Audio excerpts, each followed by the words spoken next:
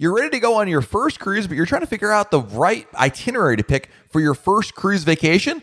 I've got what you need to know about how to pick the perfect first cruise up next.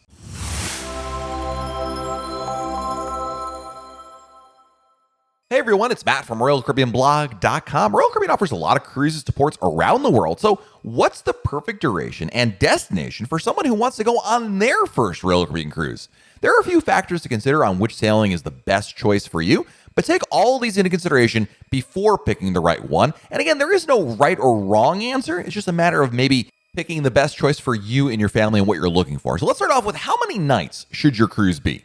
A good starting point is picking how many nights for your first cruise. Royal Caribbean offers cruises as short as 3 nights and as long as 2 weeks. There's a great variety in what you can choose depending on the region of the world.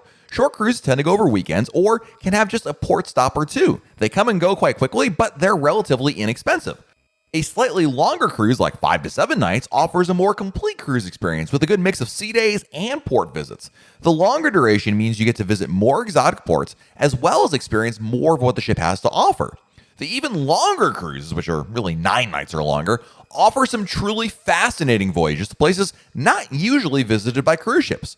While it may be tempting to pick a short sailing for a first cruise, I think the best choice for a first-time cruiser is a 7-night cruise because these offer a good mix of port days and sea days. In addition, a week on a cruise means you'll have more time to experience what the ship has to offer on board. Those weekend cruises are over before you know it, and they're the type of sailings to augment your cruises as you continue to take more and more cruise vacations. Next up, where should you go on your first cruise? With so many places around the world to visit while on a cruise, which itinerary makes the most sense to book first? First and foremost, where you live may dictate which itineraries are more practical to go on. If you live in Australia, a cruise to the Caribbean is not exactly practical. At the very least, I would recommend picking a sailing that has a good mix of sea days and port days. A cruise with too many sea days or too many port days is not a great choice for a first-timer because you want to ensure that you have a chance to experience both equally without getting burnt out on shore days or just being bored with days at sea. Many first-time cruisers love Royal Caribbean's private islands of Perfect Day, Coco Cay, and Labadee. These private destinations are extensions of the cruise ship experience, and they offer a contained and easy-to-plan port day to visit that is very inviting to families and guests of all ages. During the summer months, cruises to Europe and Alaska offer 7-night and longer sailings to some incredible places. These are some of the most sought-after cruise destinations outside of the Caribbean. For first-time cruisers, picking a Western or Eastern Caribbean sailing has the right blend of port days and sea days that's a good fit for most people to try out on a cruise vacation. All right, Matt, which ship should I pick? And that's a great question. Once you narrow down the region of the world and length of cruise, picking the right ship for you will be a lot easier since you'll have narrowed down the field of choices. All too often, people start the opposite. They start with the ship and then look for the region, and it gets a little more complicated.